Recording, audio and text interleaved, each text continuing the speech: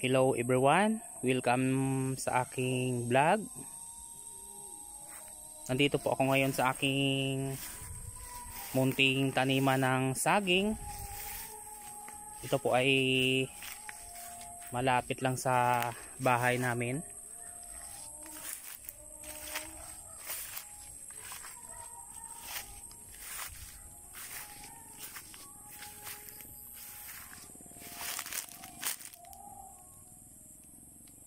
Bali, ang tanim ko po na ito ay latundan at saka saba.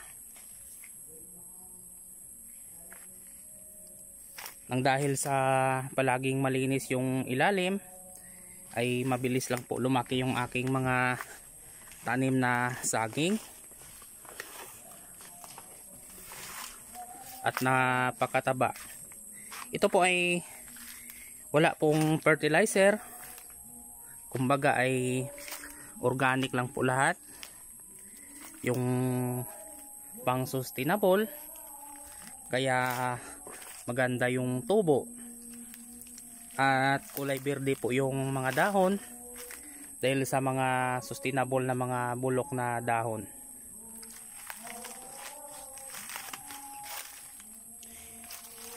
Ang ganda po ng mga saging ko na saba. Sobra pong taba. Ganon din po sa latundan.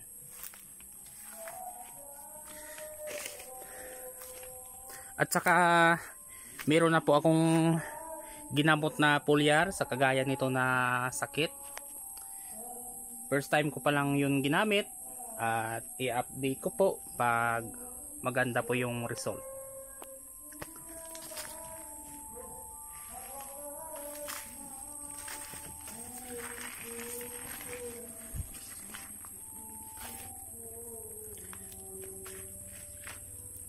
So napakaganda tingnan at nakakawala ng pagod pag makita mo na ganito kaganda ang iyong pananim na mataba at mga malalaki na.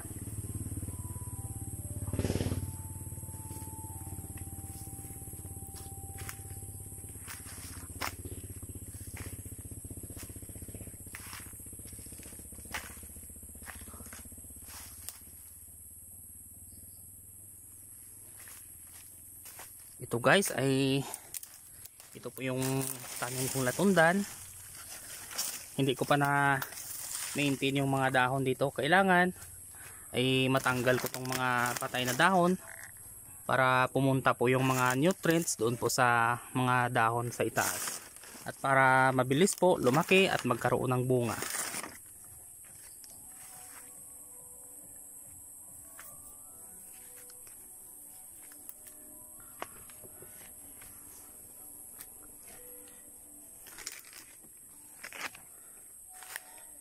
Nang tinanim ko po ang mga saging nito ay bali kinating ko lang yung kagaya nito. Kinating ko at saka ganito lang din kahaba yung aking itinanim. Kasi mabigat naman pag pasanin ko ng buo yung ganito kalaki pag hindi ko kinating sa bandang puno.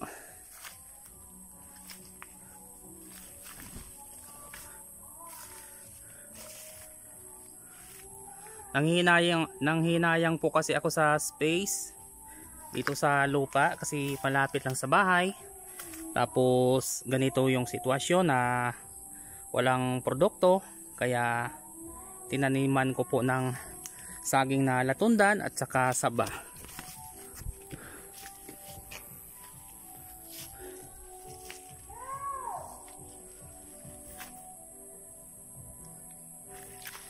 At siyempre mayroon ding mga Chinese malunggay. Ito po yung gulay na masarap ihalo sa isda at saka karne.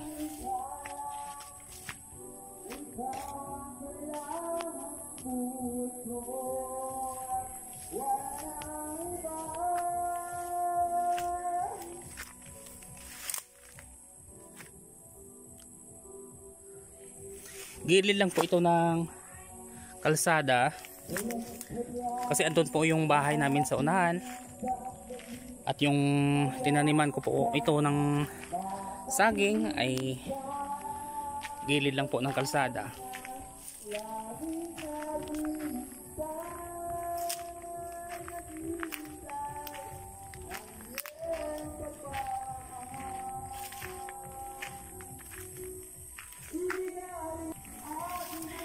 Ito po, napakaraming bunga ng kamyas.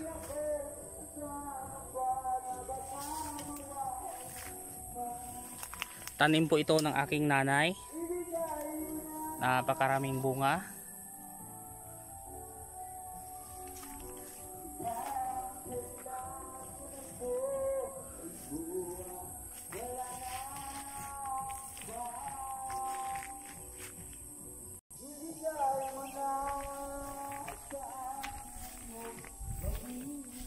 Ito guys ay meron na po akong nilagay na gamot. Kaya malakas yung loob ko ngayon na ibalik yung dati kong banana farm. Kasi meron akong bagong na discover na gamot sa ganitong saging.